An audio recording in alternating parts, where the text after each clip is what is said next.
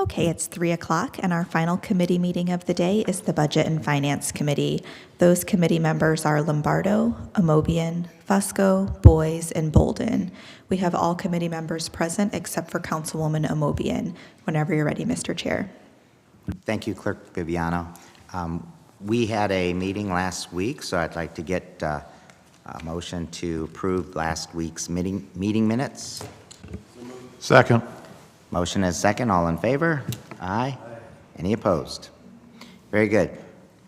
We also have our first item is an item from last week that we took time on, and it's an ordinance authorizing the Director of Human Resources or her designee to enter into a contract or contracts without the formality of publicly advertising for bids with Faust Psychological Services for the administration of psychological examinations and evaluations for safety personnel and other candidates, and declaring an emergency.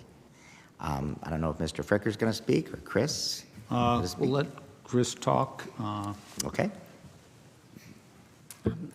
Again, just as I had stated at the last meeting, we would like to continue using Dr. Faust's services for our police entry psychologicals, the pre-employment. He's got a long history, a lot of experience in providing those services for safety forces.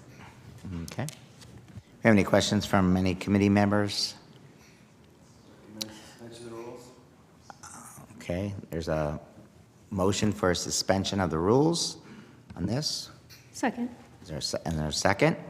And I'd like to get a roll call for this, Sarah. Sure. For the record, Councilwoman Amobian has joined us online. Okay, Councilman Amobian is here also. Yep, and I'll do that roll call vote. Thank you. Lombardo? I'm going to abstain. Okay. Amobian? Aye. Fusco? Boyes? Aye. And Bolden. Aye. The motion to suspend the rules passes 4-0 with 1 abstention. Okay, very good. Thank you very much. Thank you, Chris.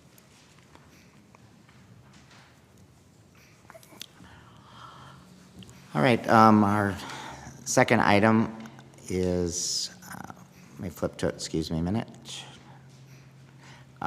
We have a piece of new legislation, and that's an ordinance authorizing the mayor or his designee to enter into a contract or contracts with National Testing Network without the formality of publicly advertising for bids to perform background check services for Akron safety forces and declaring an emergency.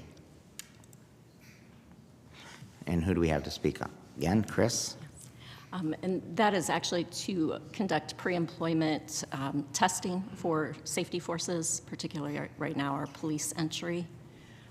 They do help with recruitment. It's an online testing process, so the candidates can really test at a number of facilities all across the United States, which we hope will help with recruitment. Mm-hmm. Again, for background checks. Well, it's actually testing.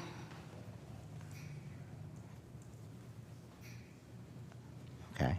Well, they're testing for, go ahead, explain that again. It's pre-employment testing, Yeah. so they would go through the testing process to become police officers. Okay. All right. All right. Is there any questions from any of our committee members or council members? Other council members? Is consent okay? Is consent agenda okay? Would you like it passed sooner? Is there a timing thing on it? We do, it is urgent, so we. It's urgent. All right. Recommend suspension of the rules with a favorable report. Second. All in favor? Aye. Any opposed? Very good. Suspend the rules on that one. Thank you.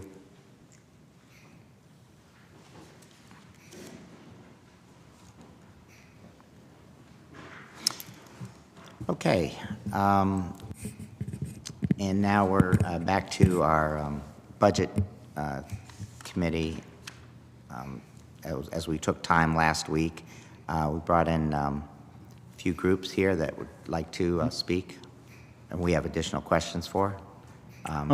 Yeah, so just wanted to update that we had posted a couple documents out on the shared directory, one of which was Councilwoman Omobian's questions about the legal contract. So we posted a document with that on Actually, I think that's it, just the one, so.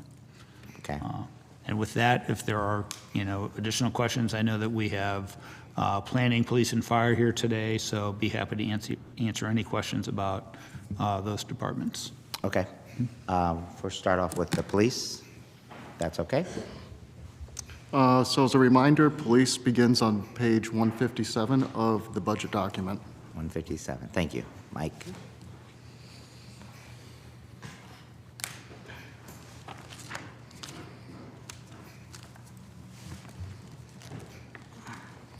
Okay, give everybody a minute to flip to 157. Almost there. Myself.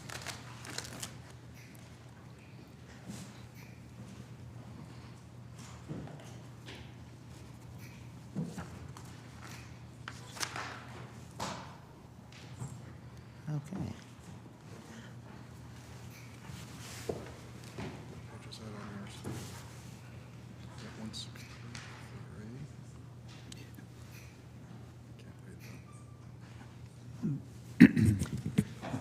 All right. Okay. Whenever everybody's ready. Okay, you're all real good. All right. We have Councilman Fusco first with a question regarding the police. Thank you.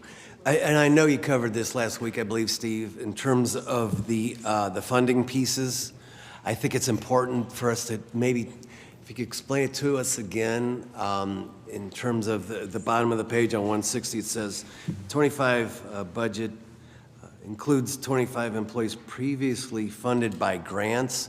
If you could go maybe into that a little bit deeper, I'm just curious, what that gap is or possibly could be in terms of the grant funding. I think that's important for us to find out those things due to all the uncertainty that we're hearing about from the federal, state level, et cetera. Okay, so previously we had, and I believe it was ultimately 3 separate grants that funded some officers from the police department. So we had a cops hiring grant that was funding 12 people. And then there was some form of an ARPA grant, and maybe Deputy Chief McCosey could elaborate more, but there was an ARPA grant that also funded 12 officers. Okay. Those grants have expired. And then we also had what we called the Saki grant, which funded at one time 3 positions within the police department. That also no longer has funding for staffing. So those positions were transferred from the grant funds and they are now being funded by the general fund. So in essence, this 509 represents exclusive funding from income tax only? That is correct. Yeah, That's accurate? yeah. I mean, I wouldn't, it's general fund. So the general fund is primarily Yeah, funded with yeah. income tax. There are other, property tax, local government, all those things are part of that too. Local But government the- But fund, the income all that. tax is the biggest source within the general fund. But previously, we had, it looks like 24, 25, 26, 27 positions that was previously funded through grants, et cetera. Now the big question is, how much does that represent? How much money does that represent about? I mean, I wouldn't ask you exactly, well, but let's just- approximately, because it's, I'll just do a very general number here. It all depends on the people.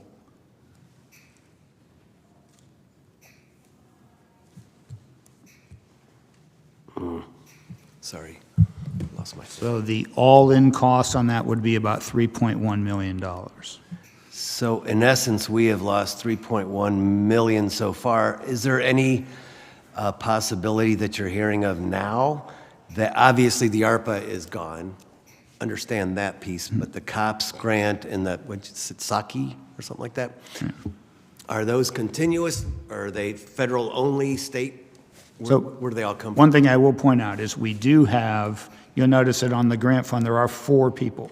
So we received a much smaller cops hiring grant that also funds 12 people, but it only funds 33% of their cost. So the way that we are showing that in this budget is that we are doing 4 employees charged to that for 1 year. So it's basically a $1.5 million grant, Okay. of which we'll spend $500,000 this year, next year, and in 2027. So those used to fund the entire 100%, basically, of the officer salaries. Now, this newest one is only funding 33%. Okay, just a little confusing. Yes. Please And, excuse me. You know, Yeah, I wish it were easier, but it's not, so sometimes, some of the financial things that we cobble together to fund our operation, sometimes they are complicated, and we take every little bit that we can get, so. and I appreciate the term cobble. 'Cause Yeah. I know you guys, you're challenged all the time in terms of trying to ensure that we continue running. Yeah, so the 3.1 million that we're shy is, Yeah. And that's probably, as I say that, that's probably a high really? number, because that is, it's a bit high, is what you're saying. well, On the high yeah, side. and that's like, because these would be, in some cases, newer officers with lower salaries, so. I got you. But- Yeah, so it's on the high side, but then again, okay, so, but that's the loss on all the grant. Yeah. grant- I mean, if you look at page, you can kind of see, if you look at page, let me find which page. The last page of police should be the grant fund. You can kind of see the difference this year. What page number is that? So it will be page, there it is. So it will be page 178. Okay, got it. Yeah.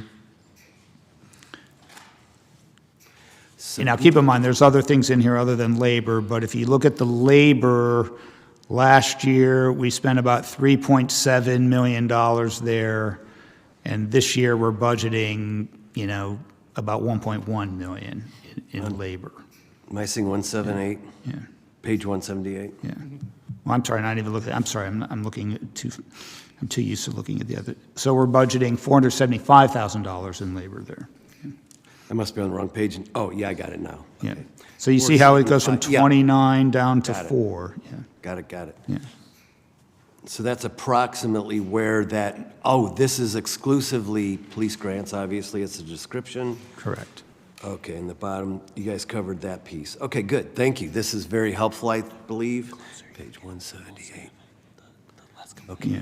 that's the, Yeah, one thing I would point out is, we've been awarded these grants both in police and fire, over the years, and there's a similar situation in fire where they had grant funding that is now no longer in place.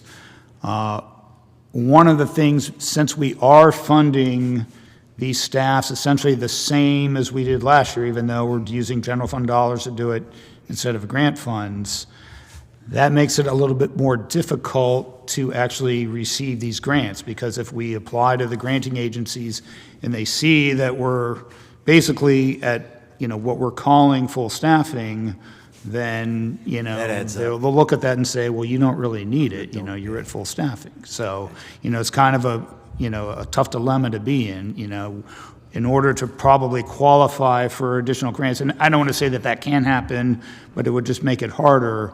We would probably have to drop our numbers in order for us to be more attractive to be funded by some of these grants. Gotcha, that adds up. Totally understandable. But I guess my question goes back, like I said, the ARPA piece is gone. Is the COPS piece gone, or do we just don't know where it's at? It's gone and replaced with a much less lucrative version of that grant. So as I said, it's still funding 12 officers, but only at 33%. Gotcha. So, yeah. Okay. Yeah, Chief. Yeah, no, first off, thanks for having us today. So to Steve's point, also the SACI was the Sexual Assault Kit Initiative Grant, Okay. which we had it for a few years. We went through those kits. That pretty much had a shelf life, and that's now expiring. So those were a few positions as well. And to his point, the cops hiring, while we used to get funded at a much larger percentage, we have to guarantee the same number, but we only get a third of the reimbursement, so the number becomes smaller. Gotcha. Sure. Thank you. That No problem. Thank you. understandable. All right, Councilman Fusco. This is very, very, very helpful. If I could, just a couple other quick questions here. Okay, overtime. So how were we in '24? What are we looking like for '25? in terms of overtime? I know that's always a question. So, yeah, so we spent more in overtime last year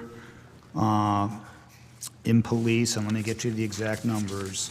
We basically budgeted $4 million of overtime within police, and we spent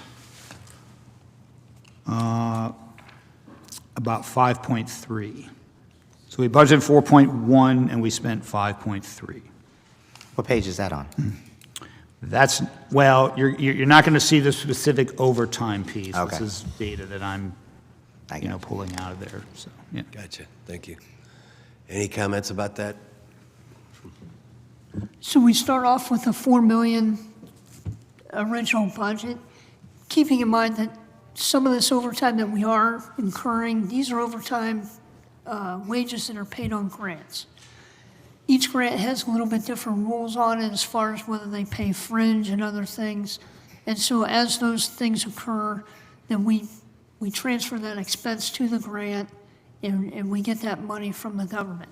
So when that happens, that brings that number down. So it's why it makes it difficult sometimes to depict it clear here, but we work with that $4 million number, and then as it goes, it's specifically charged to certain grants as we go. Gotcha. So we have overtime money as part of our PSN grant. We have overtime money allotted as part of our VCR grant, Violence Crime Reduction Grant. So we have this on a lot of these grants that it's difficult to depict on these documents just because of that. Gotcha. Wow, it sounds like a complex web of trying to figure this out and that out. Well, is it attributable to like the summertime scheduling pieces as well in terms of overtime? There is some of that. There's no grant that pays for summer overtime. That is out of the general fund, and that's not moved Okay. necessarily.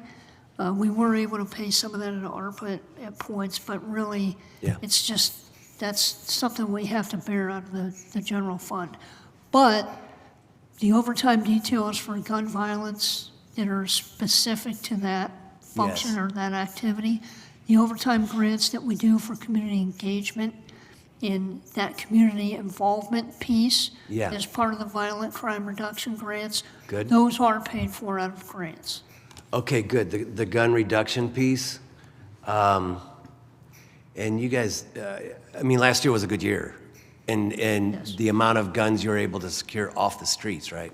Over 1,000 or something like that? Correct. Remember? Almost Yeah. 1,100. Yes. 1,100, yeah, that's a good number. Okay, good.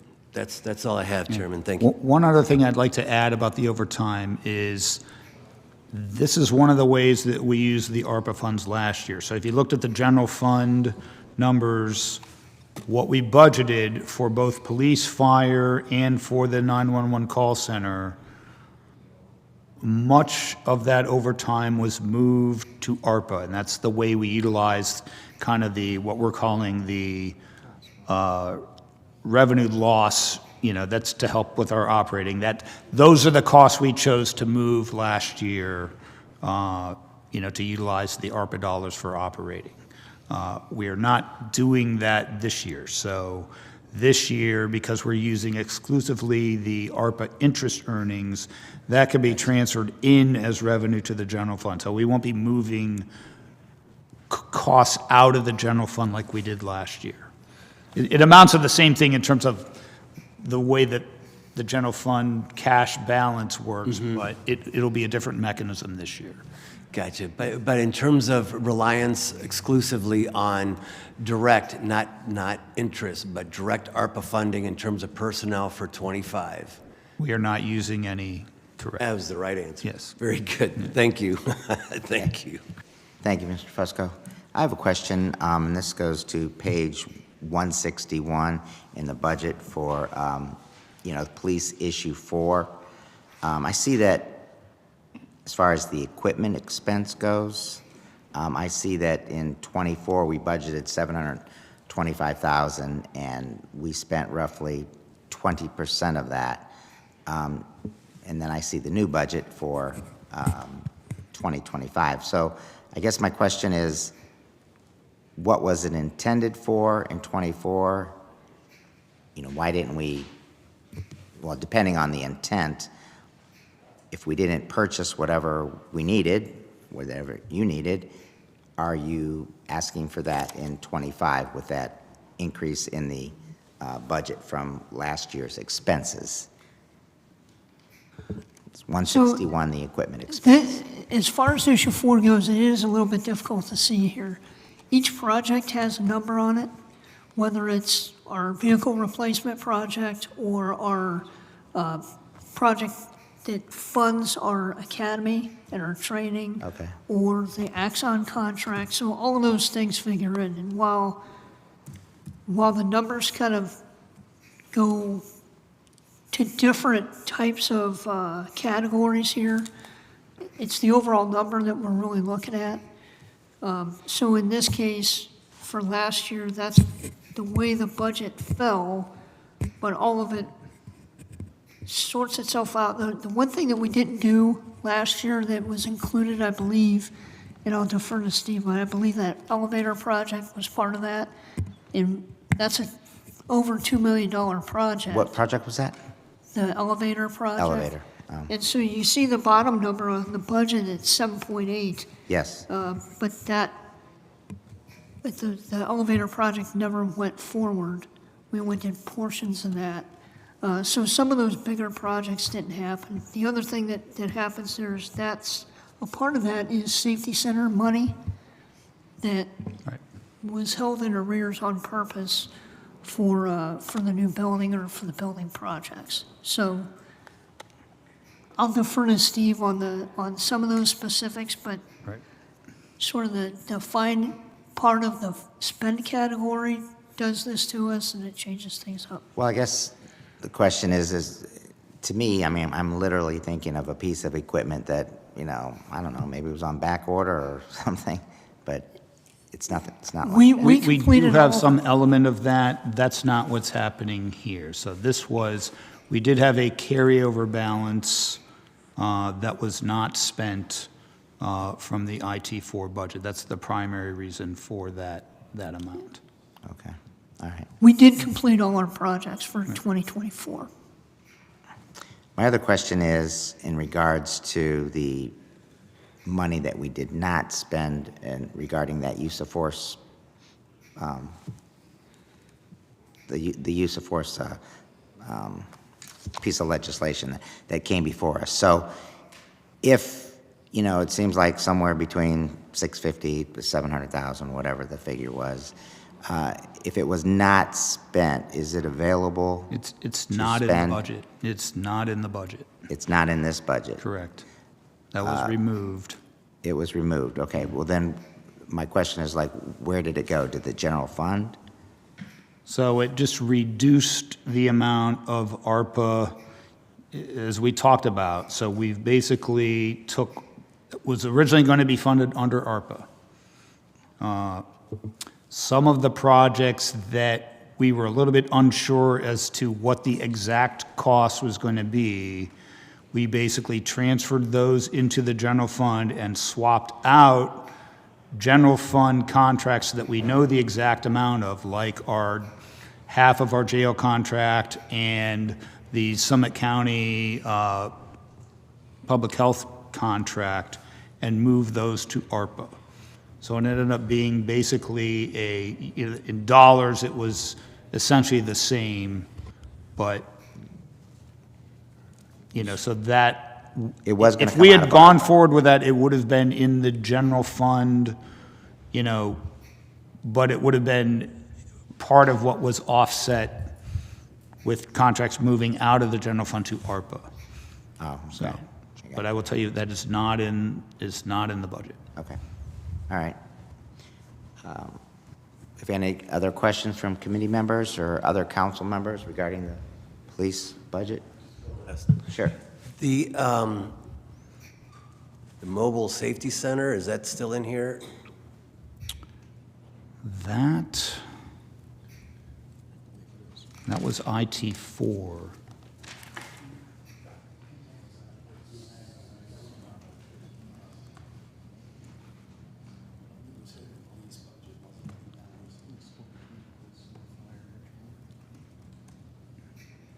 Give me 1 second on that. What do I want? I want this.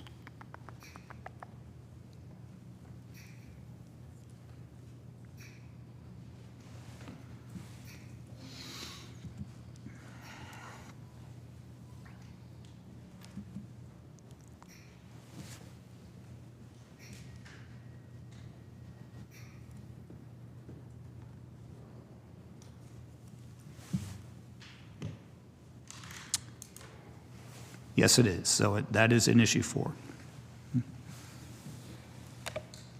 It's split, I believe, between the two. Yes, it is, yeah.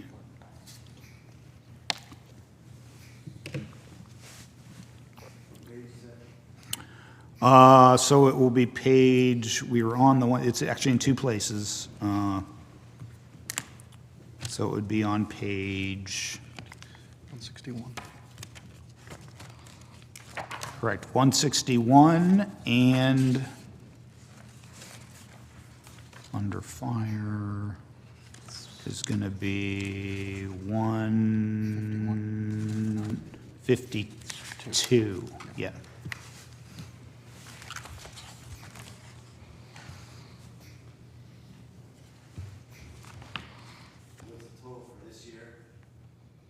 Total is, I think it's like 165 each, I believe it is, 330. yeah.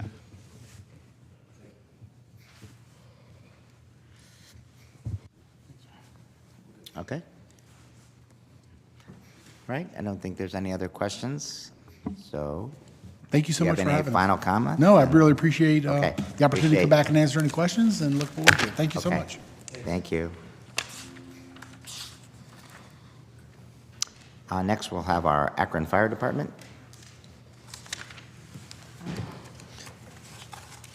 The number for, the page number for Akron Fire Department and their budget numbers begins on 148 with the staffing. 148? Yes, Okay. and then 149 for the general fund.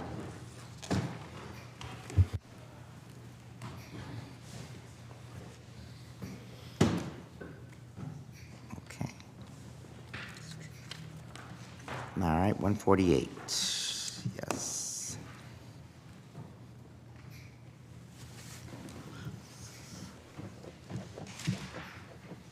Welcome, Chief Henderson. District Chief Kelly, welcome. Thank you very much. And Very good. for the Finance Chair and for all of you members here, thank you for having us. Okay, very good. We have any questions for our Akron Fire Department budget? The same round, I guess, in terms of funding pieces. I know that we collect some from the feds and the state again. So- if we could go over that again. Virtually the same situation that we just talked about with Okay. police. The numbers are a little higher here, so we had 2 grants that funded 25 firefighters each. Wow. That are gone. One of them actually went through the end of February. So you'll notice in the grant fund for fire, we still have 4 people charged there. So that basically represents 2 months of 25 people each. So we have enough to cover 4 people under the remainder of that grant, but the rest were transferred to the general fund. So you'll see that on page 149, the count goes from 205.5 up to 250.5. I'm sorry, what page number again? I had it. That's 149, yeah. Okay. That is- It's the general fund fire budget. So after the, and these funds are called, It was kind of, yeah, so the fire ones there's a safer grant, so cops have cops hiring. Safer. Fire has safer, but then one of them was also an ARPA, a version of an ARPA grant as well. Okay. So, yeah. so to quantify that, because it is a bigger number, especially in, a rough number. a Right, high and you could number. see the general fund goes up roughly $5 million. And of course, And that's if you coming look, out. and the same thing, so if you look at the end of the fire, so let's go to the fire grants. On page 156. Last year, we budgeted 5.6 million. This year, we're budgeting 528,000. Now, we do still have, and this is one of the revenue sources in the general fund, there are some costs that we paid for last year out of the general fund, for this grant that we will get reimbursed this year. So those costs were incurred last year, but they are billable under the grant, so we will get roughly $2 million this year that covers those costs from last year. Thanks. My question, again, I'm focusing on, it seems to me, some physical things as far as equipment again, and this is on page 152, that there was no budget for any type of equipment in '24, although $500,000 was spent on, I'm sure, some needed equipment. And then we're just now looking at a budget of $150,000 for 2025. I know we passed something the other week with regards to, what was, like, heart, The what were they called? AED monitors. AED monitors, Yes. So, yeah. the So, life pack. So what you have here is a couple of things. So we had a new class that started in December. So that's part of, when you looking at the equipment expenses, when you're looking at some of the things, the various things that we buy throughout the year, we deployed 2 additional med units also for 2024. And the other various things when it comes to the 150, Issue 4 money? yes. Equipment, I'm not sure what you're getting after. The equipment for issue 4, we have, He's saying here.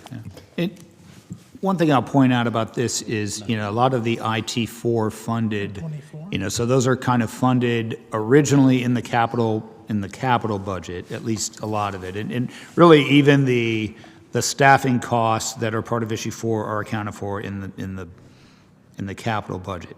Sometimes when those projects are budgeted, we put the whole thing in one place, but then when they actually purchase, there might be multiple components of that project, and therefore some will hit under contract, some will hit under equipment.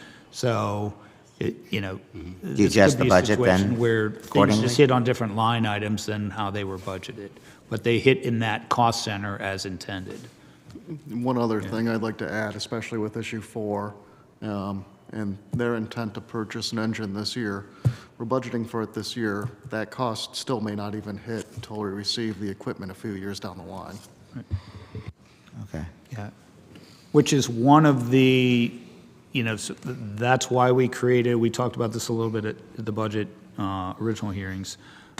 We've created this equipment replacement fund. So to the extent we order equipment, we will charge that cost against whichever funding source is paying for it, whether it's, the CIP capital fund or the issue 4 fund, transfer those dollars into this equipment replacement fund such that, the funding source is ultimately charged for that equipment in the year that we decide to buy it. Then that money is sitting there in the equipment replacement fund, so when that equipment comes in, it's really not impacting that original budget anymore. It's just sitting there in that equipment fund. Well, I guess that's what I was going to ask. So Yeah. if the equipment isn't, purchased this year, it's sitting there It's not really next year. purchased, it's ordered. It's ordered. We haven't spent any money yet, at least in some cases. Sometimes we do purchase it up front. Sometimes we have an order for it, so we have like a purchase order, but we haven't expended any money yet. But if you expend the money in '26, I mean, it was there, it was carried over. It's being held for It's that. being held, Yes. correct, yeah. Okay, that's fine. All right. And I guess on a granular level, we did deploy the new Engine 3 this year, and we have Med 8 that we just put in service and Med 12. So some of that monies could have been used for some of that equipment as well. Where in this budget is the, you do a lot of services for the community, like installing fire alarms and grab bars and things like that? That's a great question. So when it comes to the grab bars with our REACH unit, that's part of the funding for our EMS. And it's and we have our mobile crisis unit that we have, I don't think Page is that on? Chief McCosey talked about the mobile crisis unit. We did get the grant for that. So some funding is for that as well. When it comes to the community service component, we were awarded 3 different grants with 3 different type metrics as far as how we deploy those particular. Some of it does count with as far as staffing, but as far as, as far as the purchase of the CO detectors and smoke detectors and some of the overtime, that's part of that. And when it comes to the overall budget, that's part of our overtime as well. Did we get the grant for 25? The grant we have right now will run through 2026, actually. Oh, okay. And so EMS is on page 150, and that salary cost would be primarily budgeted there. Okay.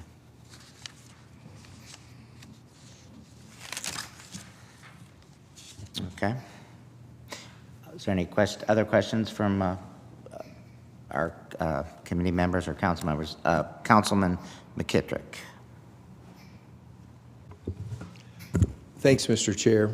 Thanks, everybody, for showing up today to be able to answer some questions for us. In regard to fire overtime, I'm really more interested, rather than what was spent last year, just curious of a comparison of where we were this time last year as to where we are this year in fire overtime. So you mean overall total overtime where we were in last year compared to this year? Not overall for the whole year. This date last year, about where we were and how we compared at this date this year, overtime-wise. So are we pretty consistent where we were last year about this timeline as far as overtime? Well, I know we were running ahead, and I haven't checked this in a little bit, but I know we were running ahead of where we were last year as of a few weeks ago. Okay. If you could get that number to us, Okay. I'd greatly appreciate that. Another question I have, looking at the current count for deputy chiefs is 2, but we're budgeted for 3. Is there an intention we're going to promote a deputy chief this year with the budget? So yes, the hope is to eventually we are in the midst of promotions at this time, and the overall goal is to promote another deputy, yes. Okay, thanks. Another question I have as far as staffing. I know we're getting ready we're going to thankfully graduate a class here. Is there any intentions of another class later in the year? Well, it depends on attrition, depends on how many people leave. As of right now, when I talked to my deputies this morning, there are 72 people that are eligible to leave that can leave between now and the next 18 months. So depending on how many people leave, looking at our staffing model, our efficiency, it could be possible, yes. So if a significant number of those folks would leave, how potentially would that impact overtime for the department? It would be the same impact it had on 2024 with us being down 30 personnel. When you're looking at our operational staffing level, with us having a goal of having each one of our resources there in a timely manner for our personnel, that could impact overtime. That would be correct. Okay. But, there's that break-even point, as far as the midst of hiring the amount of personnel you need, and also with the overtime. But the goal is to hire the right size department. Thanks, Chief. Councilman Fusco? Yeah, last week, Chief, and both of you, thanks for coming in. Appreciate it. You had mentioned about the inspections in reference to, it's primarily commercial property, I guess. We went through everything in the city. My question, though, relative to that, which I'm looking for it in the goals, et cetera, but for the residential piece, is there like a threshold in terms of like, if it's an apartment building, say with 25 units, you can inspect that. If it's under 25, you don't. Is there like some kind of protocol or what have you in terms of those types of inspections? Yes, Just curious. that's a great question, Councilman Fusco. Yes, there is. According to the Ohio Fire Code, whenever there's a commonality with any size of apartment complex, if there's a common hallway, common Okay. eating area, that's considered an inspectionable facility that we would do, whether it's an apartment complex or a business. Commonality, common areas. Common areas. Common areas. Okay, thank you. Councilman Bolden? Not a budget question, but we talked about that. What about group homes? Do you inspect group homes at all or We not? do group homes as well, whenever so they have to apply for their new C of O and for their licenses. So whenever that happens, we do those inspections. Okay, great. Thank you very much. Awesome. Our Council President, Margot Somerville. Thank you so much, Mr. Chair. Chief, just a question. I think it was like sometime last year, we ended up canceling the AMR transport contract. I was just wondering, in terms of workload, what does that look like, since that contract is no longer there? Council President, that is a great question. The reason why we have our staffing levels at where we have our staffing levels and how it's impacted our overtime, and we've had to maintain at least 400 personnel, that is the number one reason as to the why. Because we had to basically start transporting about 30% more call for service volumes. And that was a major lift for this city. And I want to thank the brave women and men of our Akron Fire Department for stepping up to the plate and actually fielding all those calls, doing all those transports. This community is very thankful to have this Akron Fire Department, and we're thankful to have this community. Right, no doubt. I mean, it's so valuable. Well, you don't know how valuable it is until you need it. And I know there was many times, my family needed it, so appreciate that. Oh, I'm sorry, Councilman Garrett, your hand is up. Thank you, Chair, for the opportunity today. My question is for the fire chief. Thank you for all that you guys do. The new class you have, the graduates, I'm excited for the new class. Just wanted to know how many members are in that class and what's the diversity of that group? Thank you. Councilman Garrett, that's a great question. We have 28 that are currently in the class right now. We did have 29. A couple of people dropped out of the academy. The demographics of this class right now, it would be, when it comes to more than one or two races, or when it comes to the fact of whether it's African American, we can just say as a broad spectrum, it's 11 males that are multiracial or either African American. We have one individual that's Chinese, and we have 5 women and 11 white males. Thank you. Thank you for the diversity. Thank you. One thing I want to add about the question regarding the additional staffing required for the transports is that we are getting additional revenue for that as well. So those revenues, because, we can now bill for that service as the AMR was doing, our revenues went up about $3.8 million for that service. Yeah, I was going to say, where did the revenue come from? Obviously, insurances and private pay, right? Yeah, okay. I don't see any other hands up. We got one more from Mr. Fusco. Real quick. So in terms of that number, how do you develop that? Is it based on, the amount that's charged, what have you? How is that developed? So that's developed, it's a couple of ways how it's developed. Statewide, where it's Medicaid, Medicare, then it's the federal, when, you look at what can be consumed as far as an agency. Gotcha. So right now, we're looking at how we do it. We use, what's the company, LifeForce? So LifeForce does our billing right now. It's a soft bill. So as a resident of this community, nobody gets a bill. Right. It's all through your private insurance or through Medicaid, Medicare. And we are looking, so the state is actually looking at enhancing what we can collect. And the state bill, we're looking forward to that state bill because when that enhancement comes, there's more revenue the city can make as well. Good. Thanks. Good question. Okay, thank you very much for your time this afternoon, and again, thank you for everything you do for the community. We appreciate it.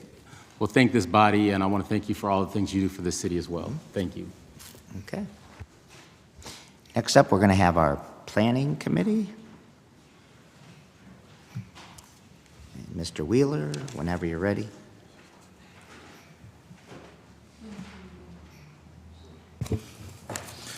So the planning portion of the document begins on page 79.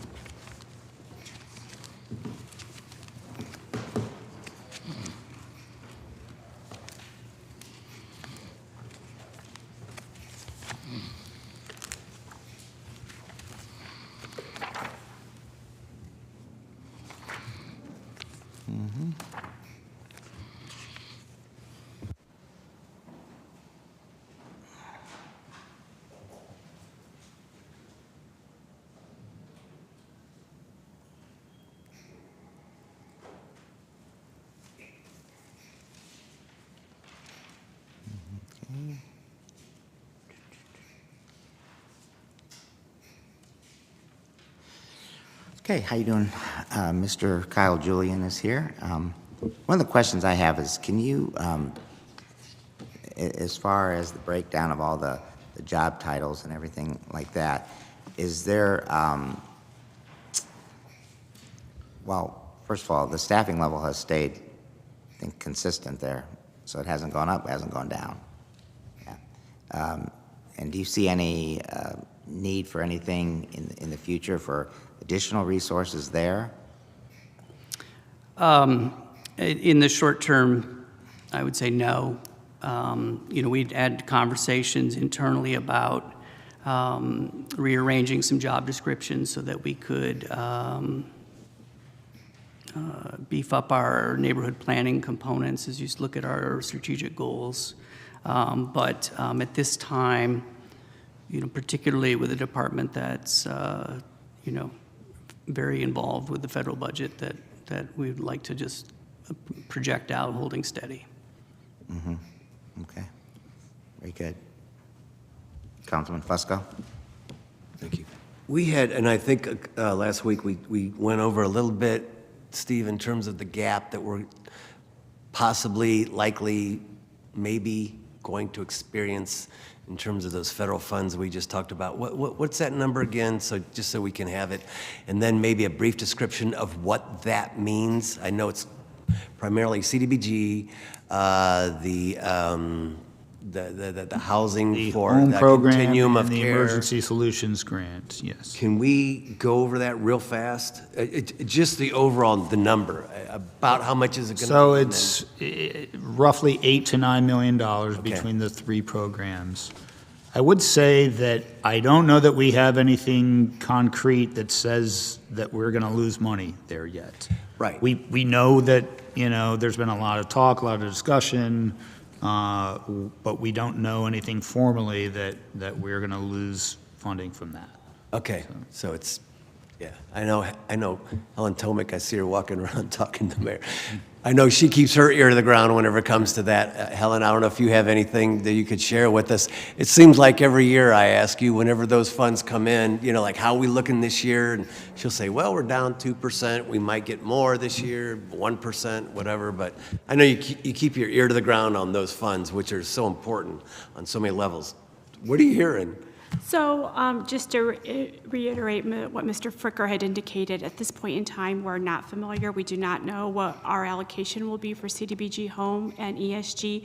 What we do know is on Friday, the City of Akron and all of our continuum of care recipients, which are about 16, 17 agencies, 28 programs, $6.6 million. They all received notifications from HUD that they will get funded for 2025. So that funding varies. Some of the agencies, their contracts may start April 1st, 2025 through March 30th, 2026. The start and ending date of each of those contracts varies, but we did all receive notifications that HUD will honor our continuum of care application from 2024. So that is great news. For 2020.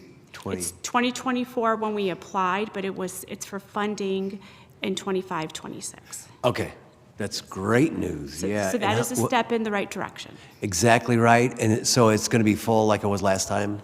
The same amount is what you're It's saying? or just- $6.6 million. Okay, and that's everyone's portion countywide or City of Akron only? That is various continuum of care agencies that provide. Some serve in, some serve out? Yes. Gotcha, Correct. okay. that's That good to- includes rapid rehousing. It includes assistance to some of our permanent supportive housing providers, and it also includes assistance for transitional housing. That's great news, good to hear. Very good. So when do we typically hear about CDBG in the, CDBG? When do we usually hear about that? I know we can't hold you to it, but. So per CDBG regulations, once Congress passes the budget, which just happened on Friday, March 14th, the president signed it on March 15th, HUD has 60 days to release the allocations to us. Gotcha. So my calculations, it's probably going to be on about April 14th that we should, Okay. I'm sorry, May 14th, when we should hear. Thank you. That's wonderful. Okay, good. Thank you for the update.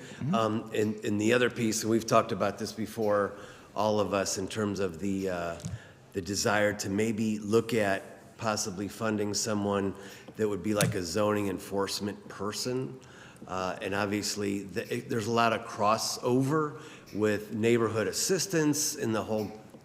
And I know that there's a group that meets on a continuous basis that talks about these properties that we all have in all of our wards, I think, that are problem properties, and there's a lot of crossover. I know that, but I'm just curious if we should look at possibly asking and see if we can find some funding for a zoning enforcement administrator, whatever you want to call it, whatever the title would be. We talked briefly about this last week, too. Yeah, and so I'll just reiterate from what we said, and, Mike's here. Of course, he's intimately involved in this, but, I think that what we find is that most of the problem properties, the issue is, if it is zoning, it's also zoning plus nuisance. So it's that collaborative approach. I think that what we have discussed internally is that we would like to revisit the way that the ordinances structure compliance and structure penalties. And I think that is something that we need to revisit. But in talking it over with Mike, we don't feel like there's a whole lot of efficiencies to be gained at this point by adding staff specifically around that in the zoning department. Yeah, so you're saying the ordinance needs to be reviewed and beefed up, but my question is then, and I'm not going to answer for any of the council representatives who represent wards, they get so many more complaints than I, but whenever we do have a concern or a complaint, and it seems as though that does go, and inspection is done, a letter goes out, and then it stops. Unless a council person calls back and says, I don't know about the follow-up piece. I don't know if maybe it's done and I don't know about it, but I know in a few instances over the years, I have asked for, like, where are we at on this? Well, we sent a letter before, and, it's been a while since we sent one. Well, we could send another one. And that's, to me personally, it seems as though after the 30 days or 10 days, 15 days, whatever it is, if it's not complied with, we should automatically send a second letter. I don't know, maybe it's just an efficiency thing in terms of software or something like that can let you know scheduling-wise, we got to go back and look at it again. If we have enough personnel to do that, then that's great. That's the efficiency piece. But and I'm always open to looking at the ordinances, but it seems to me like if council or if a complaint doesn't come in, we don't seem to follow up, and I understand you're stretched on staff and number of people, and we're just asking you if you need more help. And maybe we're not administrators, but I just know from talking to my colleagues and talking, from my little, as a council at large, I don't get a lot of complaints like the ward folks do, but it just seems as though that's part of it. So I don't know what we can do to help, to make it more efficient maybe, or to stay on top. That's what we're asking. Yeah, so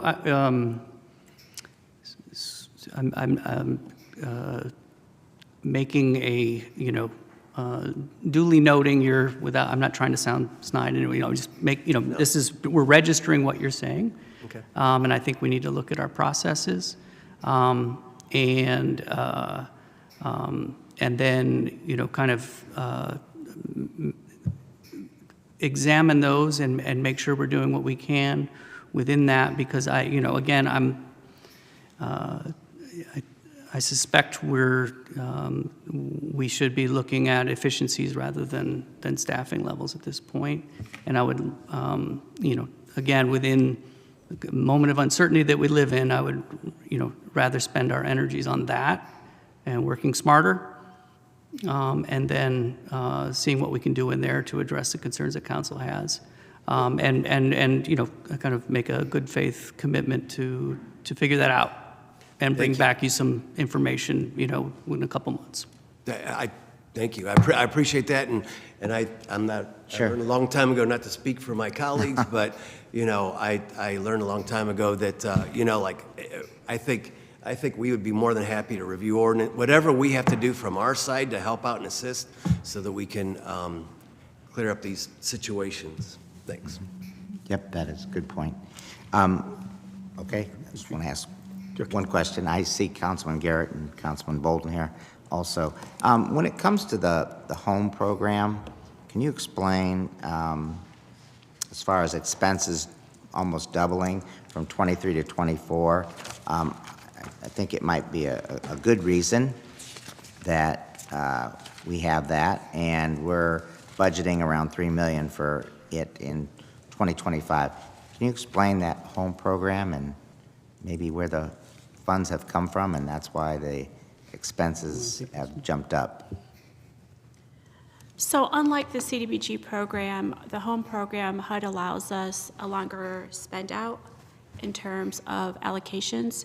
So some of these resources do include funds from 22, 23, and 24. Okay. So it just depends on where our different contracts, projects, what phase they're in, what status they're in. Contracts are typically written on payouts in 3 or 4 phases: 25% completion, 50, 75, and then certificate of occupancy, or 30, 60% and certificate of occupancy. So it just depends what phase each of the projects are, but this is what we anticipate on spending for 2025. Okay. Yeah, and this is probably the same reasoning for, this is page 91 with ARPA, and the fact that the service contracts between what was budgeted and what was spent, it's almost doubled, but again, everything works in phases, and maybe your, outlay has come in 24 where it didn't as much come in 2023. Again, those are anticipated expenses versus, this, for certain agencies, what we thought they were going to spend, certain issues, especially with ARPA, difficulty in getting contractors and those type of issues. So it looks like we did play some catch up in 2024, and then we anticipate everything leveling out in 2025. Mm-hmm. Okay, thank you. Councilman Garrett?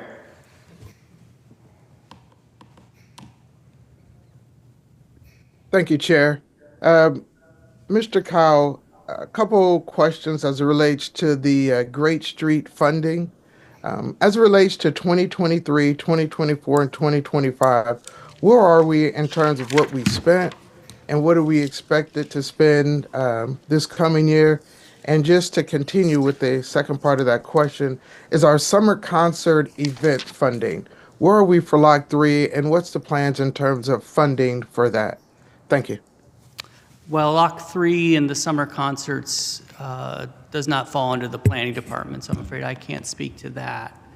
And then as far as the Great Streets, we don't have the itemization there, but we are, our Great Streets coordinator is,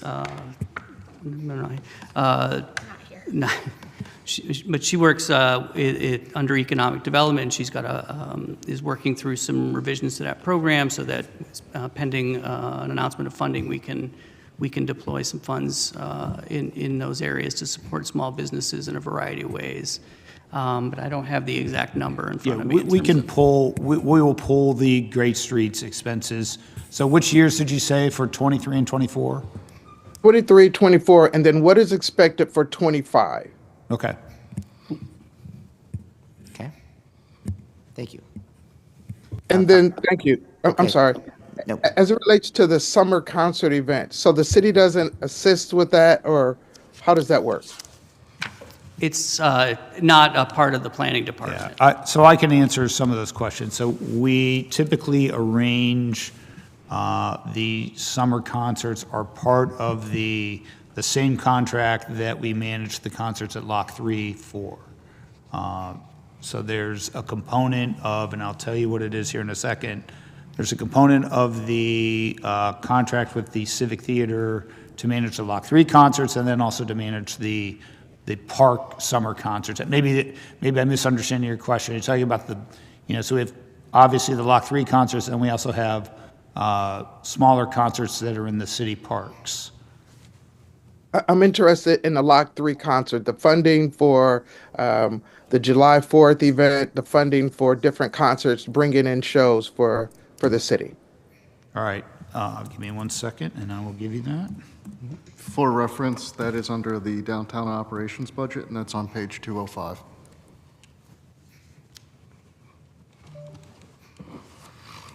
So, and one thing I will say is we did increase this amount this year. I'm sorry, I'm trying to get to 205.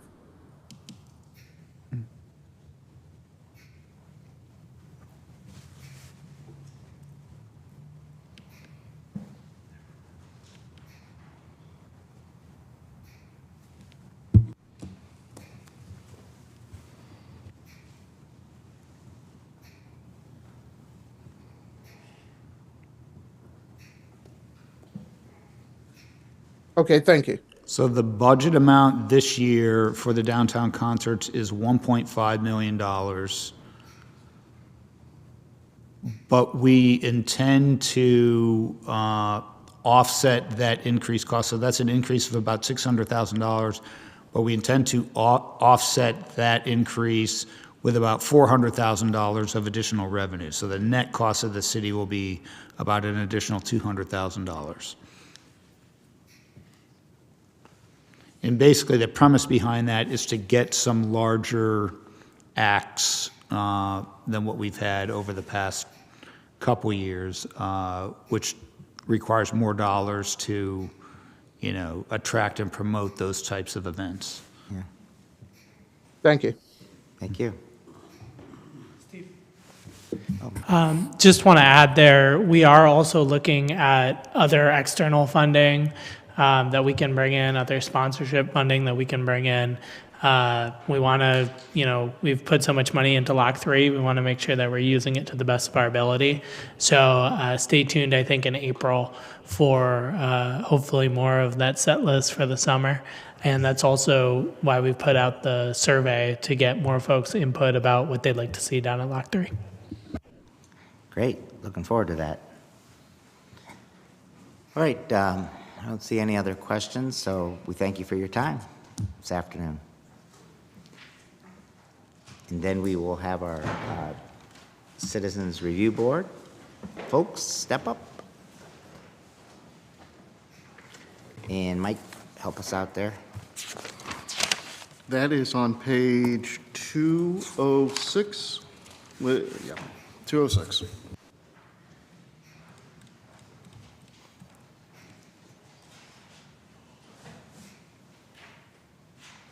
All right, give everybody a minute to get there.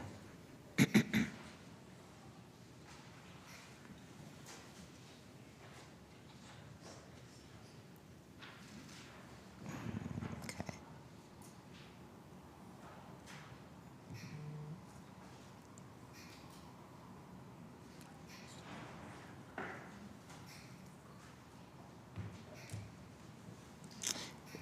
It's just 206 and 207, right?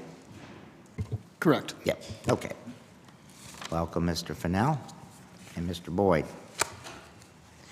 I can start off, I guess. So right now, the oversight board, well, as far as staff goes, you're keeping it at, well, there's there's three, but you want it, well, I'm sorry. You're budgeting for three. There's two people. You're requesting an executive assistant, is that correct? Yes, that is correct. Yeah, that amount is included in the budget. Yeah. I'm sorry. That amount is included in the three. So they are substituting an executive assistant for an administrative assistant. So that's really a replacement for an older position. Oh, okay, it's a replacement. All right, gotcha.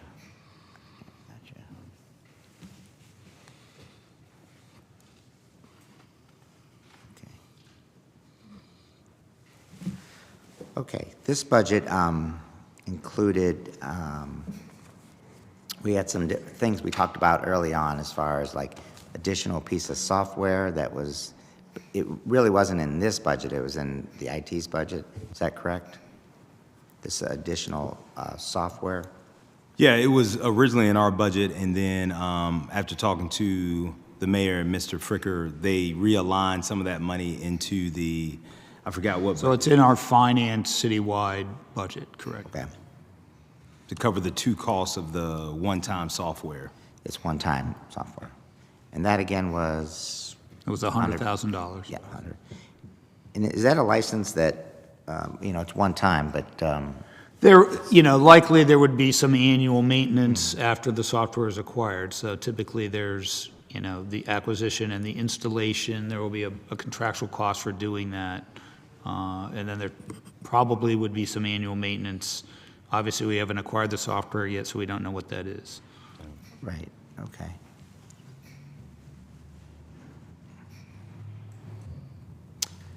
Any other questions?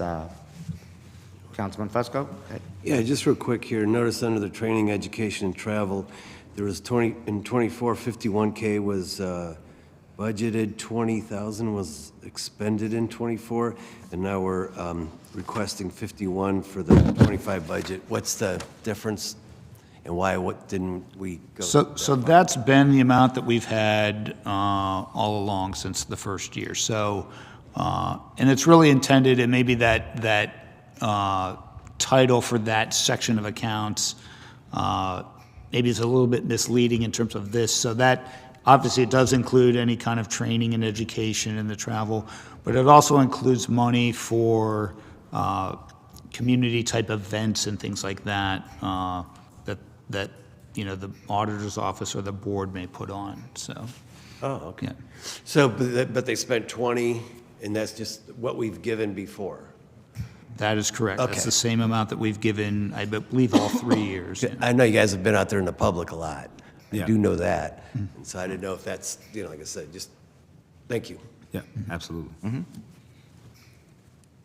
Council President Margot Somerville? Thank you so much, Mr. Chair. Just wanted to ask if our police auditor can speak a little bit more to the data analysis position that, again, we don't see before us, but I know that was one of the original requests of the board. We know how important numbers are and how important numbers can show accountability and transparency. So if you could kind of speak to your thoughts as to why the board thought that the position was needed. Yes, thank you. Well, first to the data, that it's very important in oversight for really 5 reasons. One is obviously to identify systemic issues, and then also to assess policy impact as we look to evaluate policy effectiveness over time. The data will also help as I, in my office, produces recommendations to support it through evidence-based recommendations and making sure that the policy reforms are driven by data and not by other means. And then, again, to enhance public trust, because one of the things that I push for and that is very important in oversight is transparency. So by being able to just put the numbers out there, provide the raw data for anyone to analyze and review, and then they can come back and say whether we're doing a good job and whether the police department is doing what they're supposed to do based on what the data says.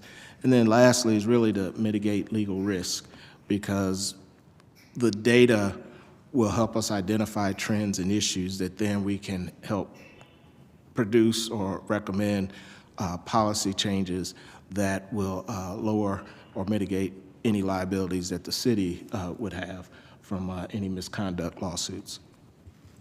Oh, and another part to the data analyst is having someone that's dedicated within our office to taking that data, taking that information, and then working with it to tell us what the data says, you know, and having someone, and it's real important to have them as a dedicated member of our team, because oversight's fluid and various things happen, and at any given time, we may get a request from the board, from the council, from the community to look at a potential issue.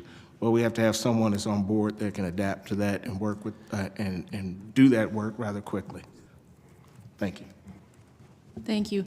And I know that I think it was Mr. Fricker who has said at some point maybe working with, you know, city's IT.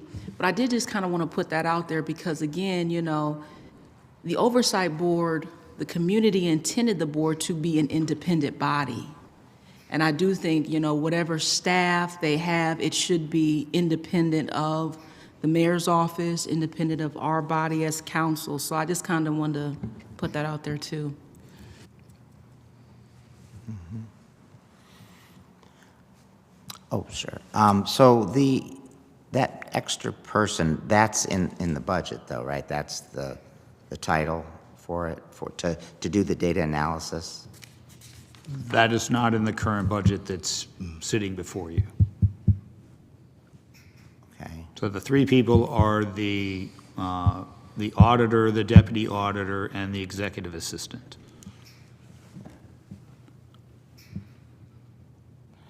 It was in, Mr. Chair, it was in our original budget before it was revised, and so we knew that to do that part-time on the top end, that dollar would be about $45,000 to have a data analysis in for part-time. Okay. All right. Okay. Is there any other, is there any other positions that, like our police and fire have asked for in their budget? Like, when it comes to adding staff, I mean, I'm all for giving everybody the right tool to do the job, whether it's a people person or software or whatever. So, refresh my memory, with our police and fire, has their staff asked for any increase? So I would say with police and fire, we funded the staff. So our goal was basically to keep the uniform staffing at the same level as last year. Right. That's what we did. You know, so we kind of worked with them regarding the timing of classes. Obviously, police and fire maybe work a little bit differently in that, you know, they Training. don't hire one person at a time, they hire these big classes. Yeah. So, and then they have people, you know, retiring at any given moment. So it's, you know, it's a little more difficult for them, you know, because that count is changing all the time. So it's not like a budget like this where there's, you know, set number of positions and typically they're filled. Okay. Yeah. All right. Yeah. You have a question? Sure. Just one last question real quick here. I noticed, and maybe you sent this over before, and I apologize if I missed it, but was there goals for 25? Was that sent? Was that already sent? I'm sorry. Was there goals for 25? Goals? Yeah, I'm just curious. All the other departments sent those forward.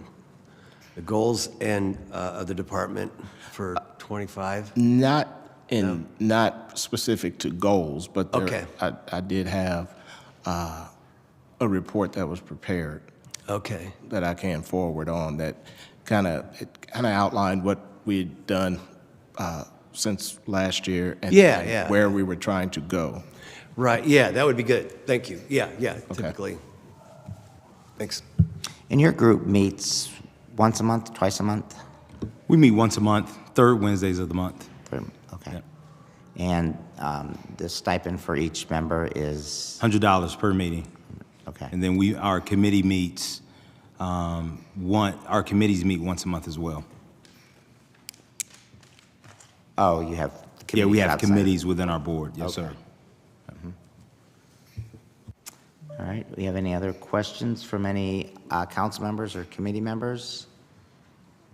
Councilman Garrett, you all right? You thinking? Thank you. I am, thank you, Chair, for the opportunity to speak. I am just excited that we're funding all of law enforcement, so thank you. Thank you. All right, I don't see any other questions, so we thank you for coming today. Thank you for your time. Thank you. Okay. All right. And I'd like to, I guess, maybe entertain a motion that we still take time if there, if we needed to do that. Motion to refer items 2 and 3? It is, On the regular agenda? I'm getting to it. Another question.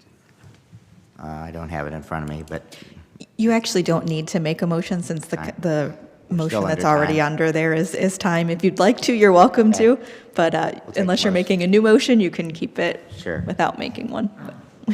all right, very good. We don't need to do that. So without any other further business coming before us, this budget finance meeting is adjourned. Thank you. Thank you. That was our final committee meeting of the day. Council will meet in special session at 5 o'clock. Thank you.